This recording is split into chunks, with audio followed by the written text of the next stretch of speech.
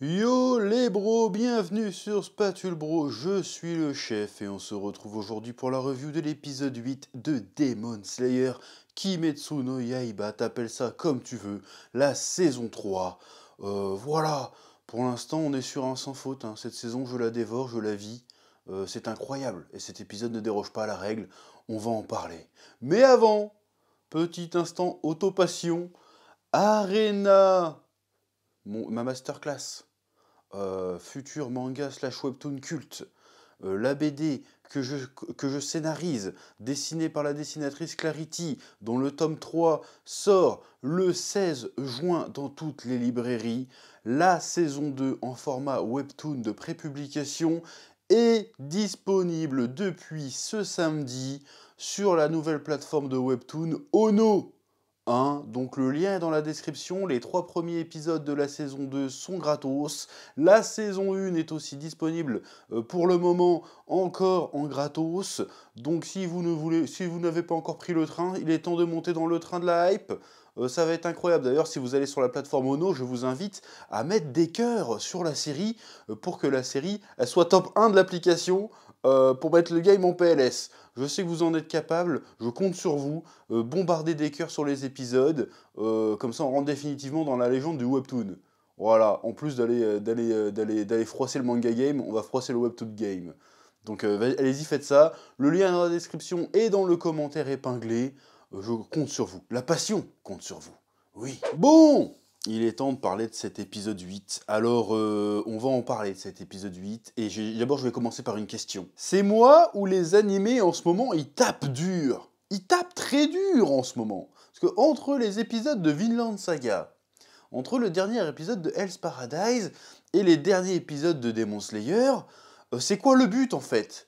Normalement, c'est bientôt l'été, on est censé être jovial, on est censé être festif, et en fait, non, on nous balance de la dépression dans la tronche comme ça. C'est-à-dire que moi, j'arrive, on est lundi matin, normalement on est férié, mais moi je suis en mode Startup Nation, je viens quand même bosser.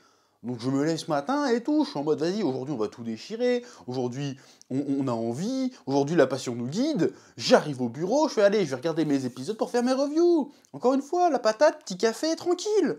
Je mets l'épisode, voilà, au bout de 10 minutes, je me dis putain mais la vie cette sale race, je n'ai plus envie, j'en ai marre, je vais retourner me coucher, je suis pas bien.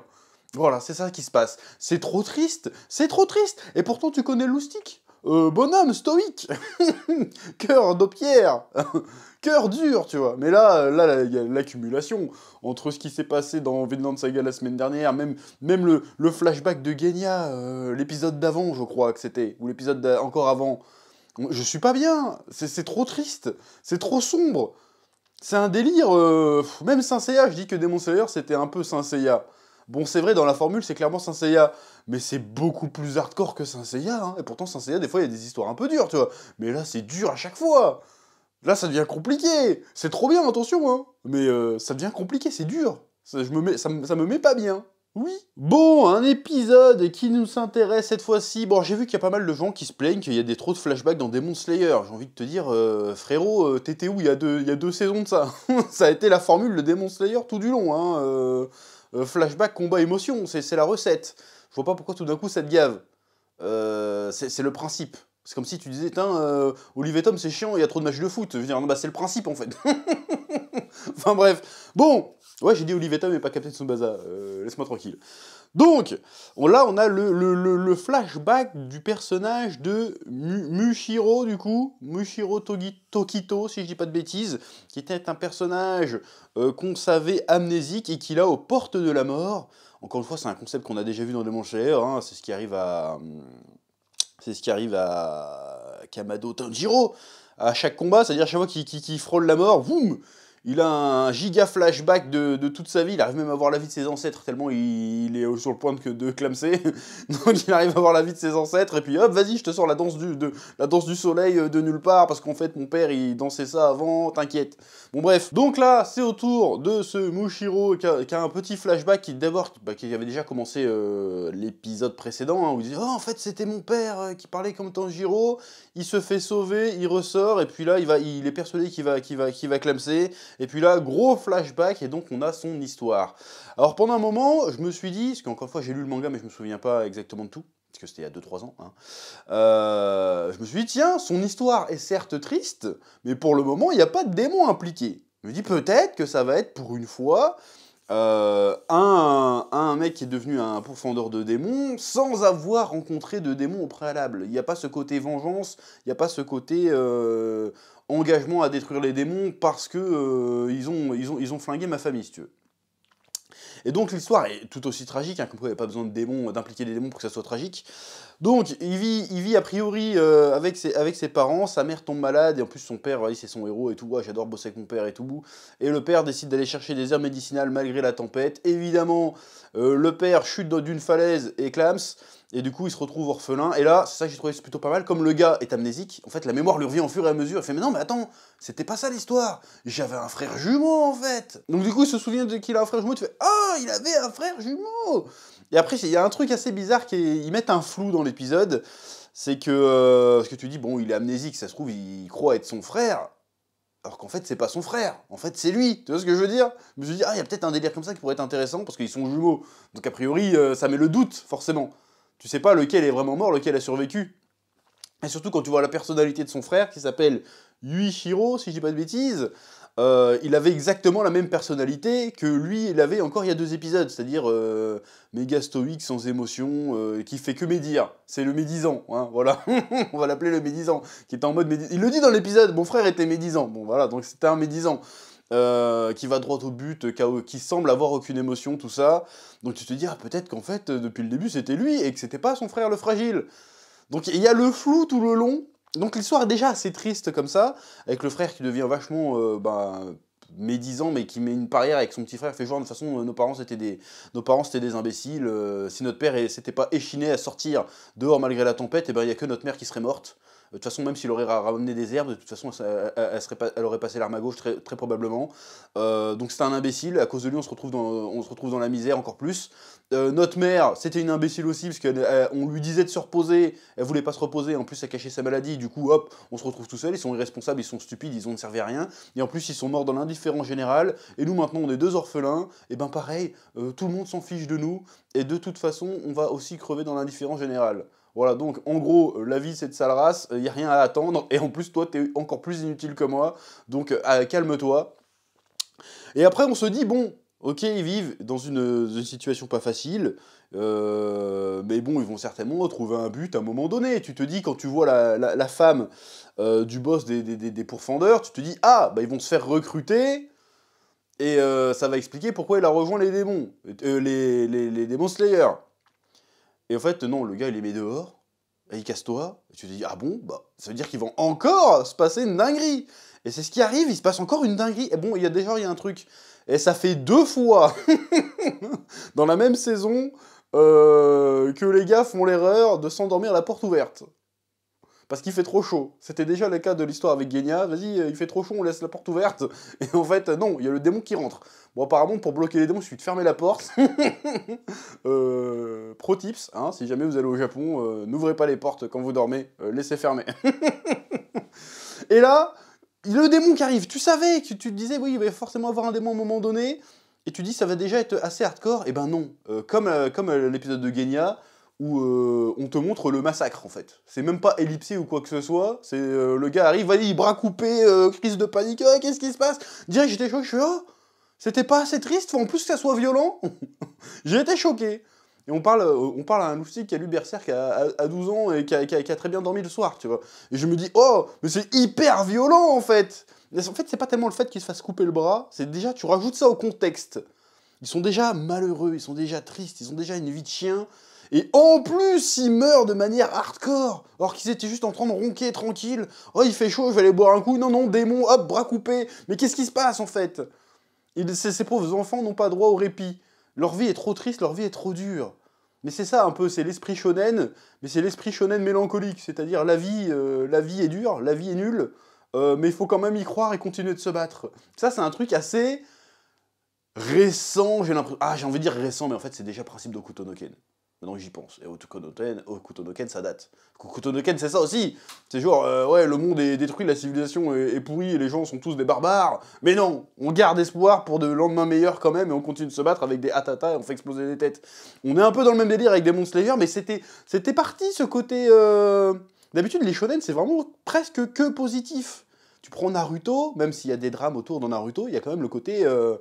ça reste quand même, à la fin du tome, t'es quand même plein d'espoir, tu vois. T'es positif, c'est genre, ouais, Demon Slayer, à la fin des épisodes, même s'il y a le côté, ouais, il faut se battre, se dépasser parce que les lendemains meilleurs, mais t'es quand même en train de te dire, ah, c'est chaud quand même, tu vois, ça va pas être facile. Alors que quand tu finis un shonen classique, t'es là, t'es plus, ouais, vas-y. Là, je vais me coucher. Bref, du coup, je suis parti dans tergiversation, je sais plus ce que j'étais en train de dire à la base. Donc ouais, on est vraiment dans du très très tragique, du très très dur.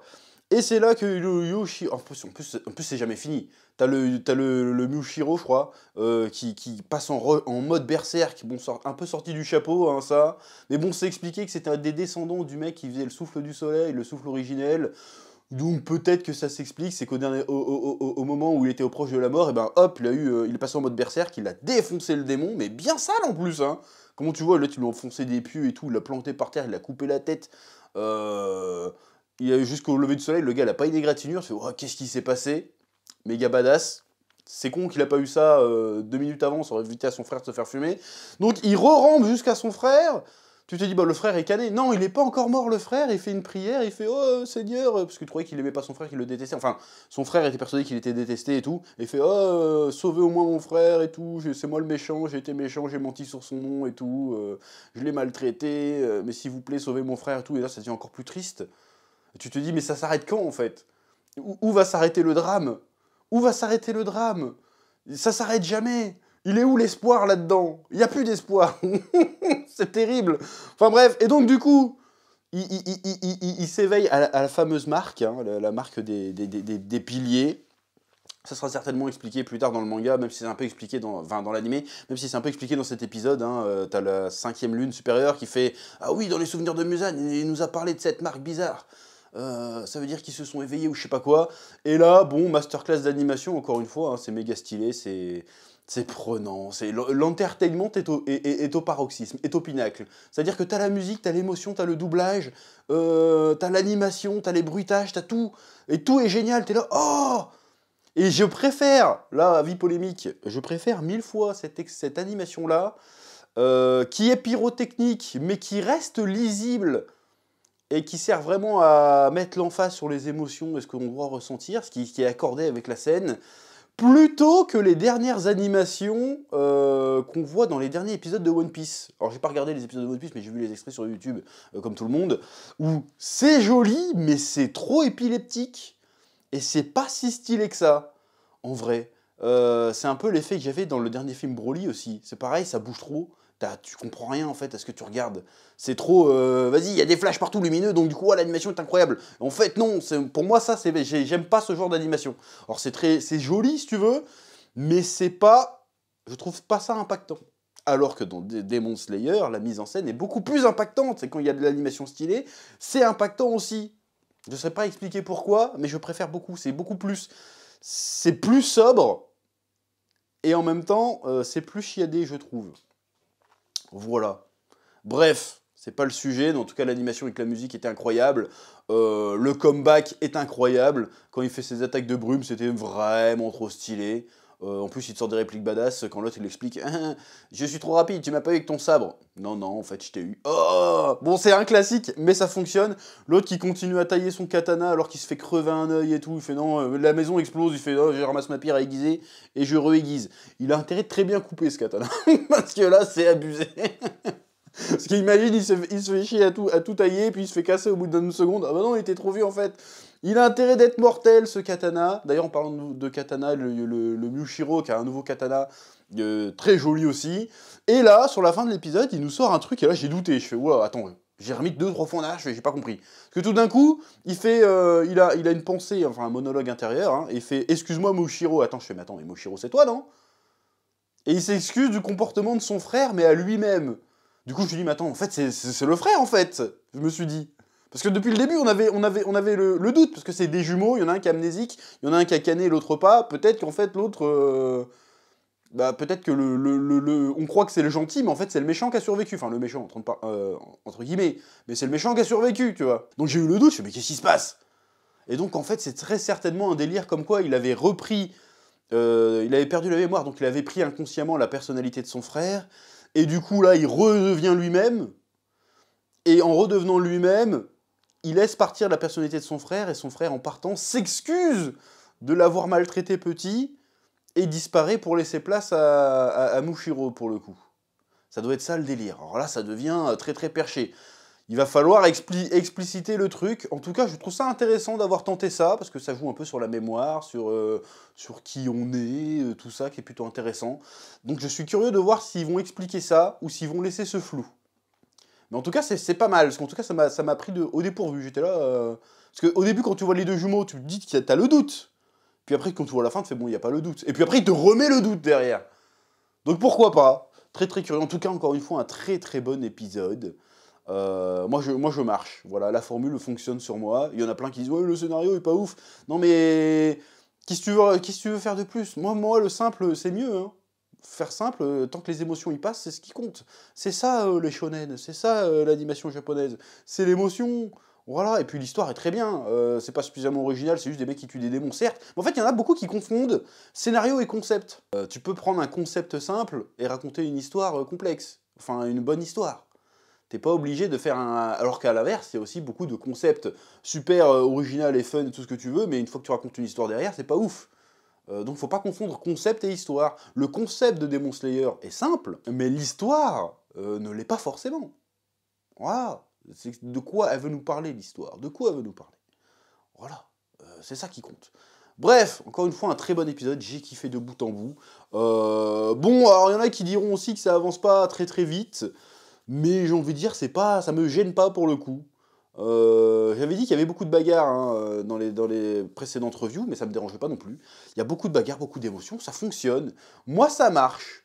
Voilà, pour le moment, ça marche. Après, il va risque d'avoir encore le délire de les démons qui veulent pas crever. On va voir comment ils vont gérer ça.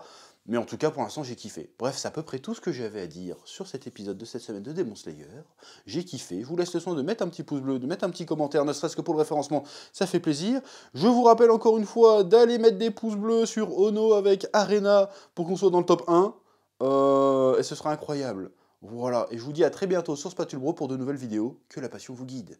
Oui.